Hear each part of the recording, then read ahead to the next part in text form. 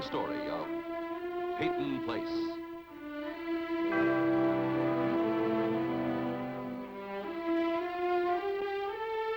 Starring Dorothy Malone as Constance Mackenzie, Warner Anderson as Matthew Swain, Ed Nelson as Michael Rossi, Mia Farrow as Allison Mackenzie, Ryan O'Neill as Rodney Harrington, and Barbara Parkins as Betty Anderson.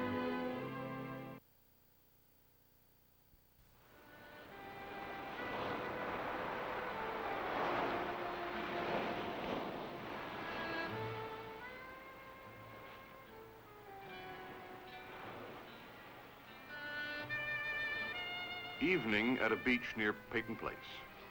For Rodney Harrington and Allison Mackenzie, this warm evening offers the chance for a special New England pleasure, a clam bake, together with Norman Harrington and Rita Jacks. Why don't we start the clam bake? Okay, why don't you get some rocks, seaweed, and twigs, and I'll dig a hole. Aye, aye, sir.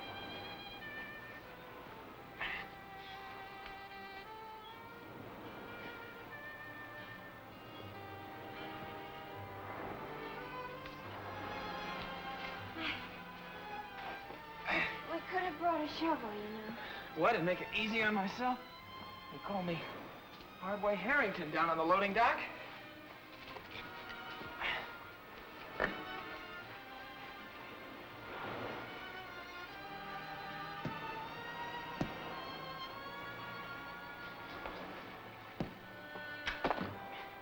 I better dig this a little deeper.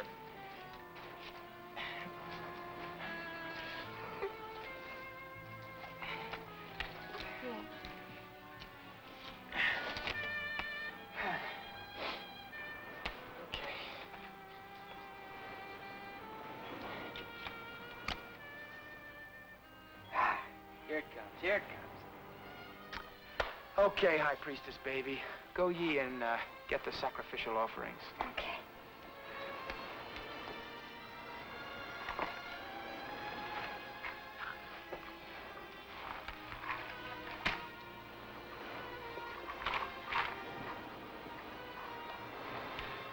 It won't be long, baby.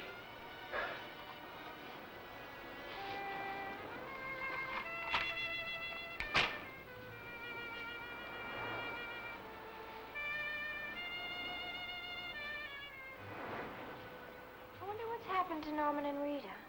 Oh, they'll be here.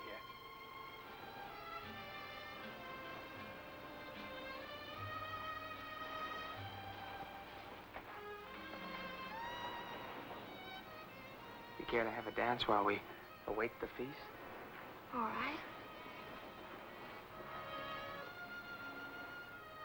Sand makes a nice dance floor, doesn't it?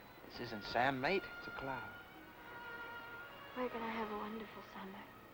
The long, golden summer of Allison and Rodney. Nothing's gonna spoil it.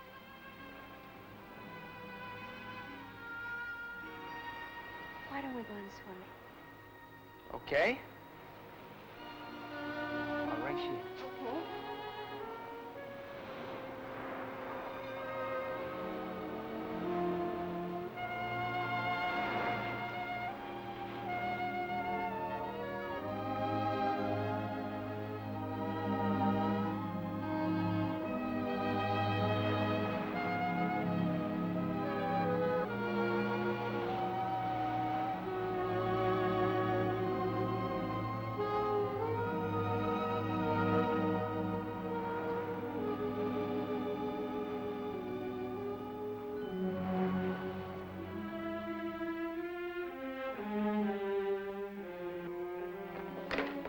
Miss Jarnick, I'd like to thank you for a wonderful dinner. Oh, you're welcome, Doctor. But if I knew to expect you, I would have cooked something fancy. Well, I enjoyed what I had. It was delicious. Joe, Doctor's back. Thank you, Joe. Doctor, about my husband Well, I think he'll be up in a day or so, Miss Jarnick. and the drinking. We'll have to make sure he eats properly. Good night. Good night, Joe. Good night. I'll walk you to your car. I could use the air.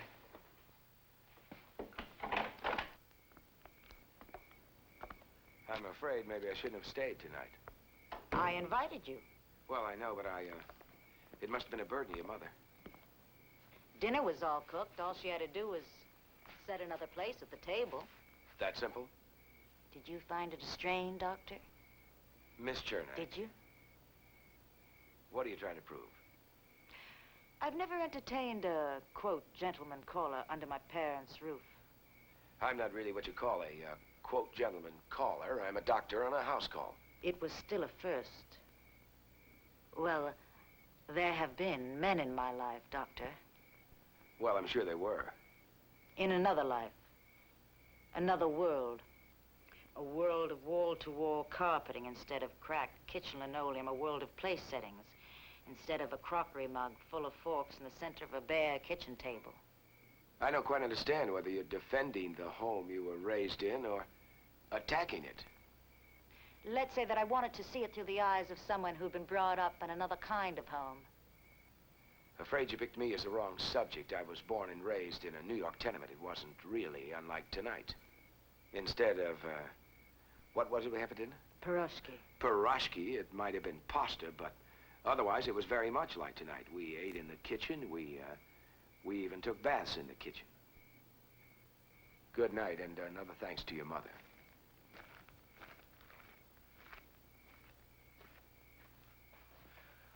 Mama, why do you always figure I'm in some kind of trouble, huh? What happened?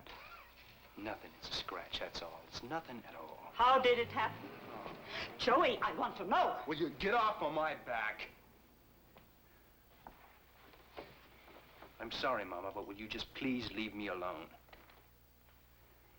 I want to help you.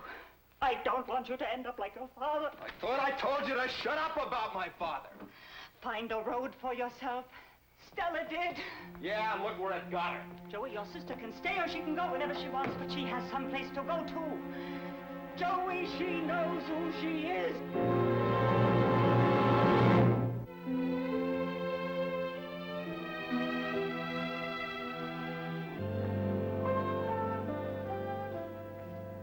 Well, I was only in the kitchen a minute. What happened to that stimulating and challenging conversation?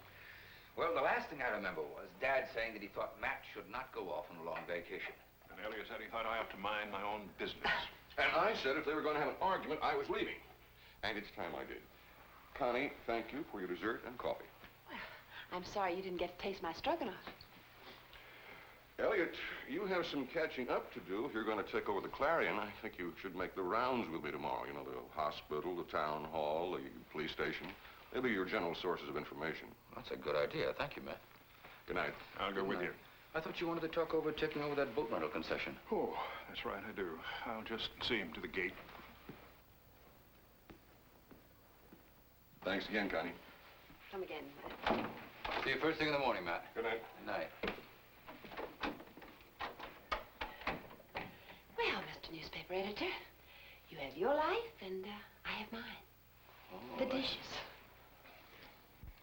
You're afraid of something, and that's why you're running away. Yes, I am afraid of something. That's why you're taking this trip. You're trying to avoid the quiet, dull, deadly kind of life that we call retirement. Eli, I am not afraid of retirement. But I am afraid I won't get to observe enough of this world that I've lived in for so many years. So I'm going away.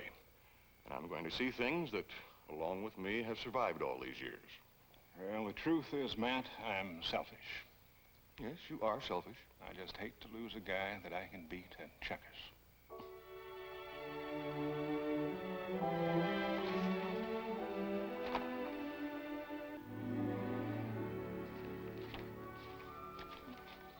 are you doing?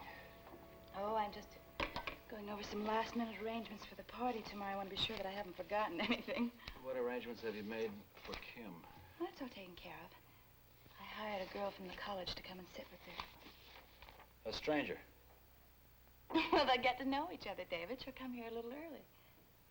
Now, look, I know what you're thinking, but please don't say it. Don't even mention her name. I had no intention of mentioning Allison. Uh-huh.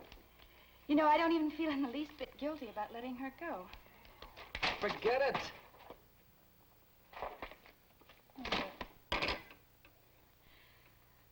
All right, David, I'm sorry. It's just that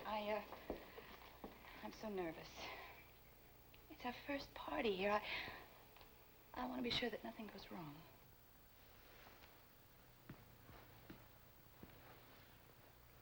I'm sorry. Now listen, don't you worry about a thing, because you are a good planner and a very good hostess.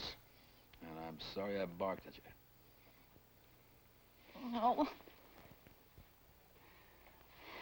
This has been such a terrible week for us both. Why did Elliot Carson have to write that letter? You know, tomorrow night, nobody will mention it, but you can be sure that everybody will be thinking about it. I had a long talk with Carson today. Did you really? I had the opportunity and I took advantage of it.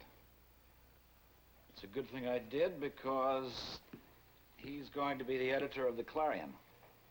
You must be joking. What kind of a joke would that be? No, Swain is going on vacation or a trip or something. Oh, well, that is just marvelous. Now, Elliot Carson can attack you in every editorial. No, not necessarily. As a matter of fact, Doris, I think it would be a good idea for you to invite them to come tomorrow night. I think it would be an excellent idea. Well, I don't. I don't think so at all. To have Carson in my home, on my home grounds? But, David... I know what your concern is. It's a last-minute invitation and it's awkward. I know that. No. No, you do not know my concern at all. Now, just think about it. Elliot Carson in your home, winning over your friends. David, I am not a fool. No, you're not. But as far as Carson is concerned, that's just a chance I'll have to take.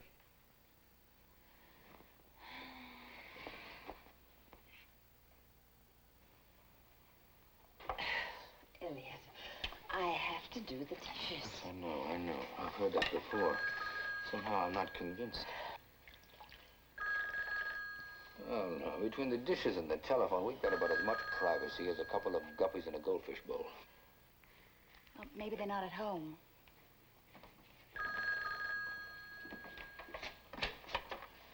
Hello. Oh, hello, Mr. Carson. This is Doris Schuster. Am I disturbing you? No, not at all, Mrs. Schuster. What can I do for you? Well, I realize this is all terribly last minute. But David and I are having some friends over tomorrow night for a buffet dinner party. And we were hoping that you and Mrs. Carson could attend. Tomorrow night? Well, as far as I know, we've nothing planned, but I better check with my wife. Excuse me. We're being invited to a party at the Schusters. For tomorrow night? If somebody asked me at the last minute, I'd say no. Well, let's see what the Carsons say, please. I don't know if we should. There's something behind it. Well, you bet there is. I'll tell them yes. We're available, and we'd be delighted to come. Oh, good. Well, then we'll look forward to seeing you. About 7:30. Thank you. Why do you think they invited us? I don't know. Maybe he wants to punch me in public. I still think it's a mistake to go. Oh, why? With you at my side, I've got nothing to worry about. After the way that you've... I attacked him. Listen, I'll volunteer to do the dishes in the morning. In the morning, you're going to be busy with Matt. In fact, you're going to be a very busy man. Fires and floods and speeches that'll keep you out at all hours. Yes, but man cannot live on fire and floods alone. The dishes, Elliot. All right, I'd get up at 5 o'clock in the morning and I'd do them. And in the interest of fair play, I'll cook your breakfast and I'll serve it to you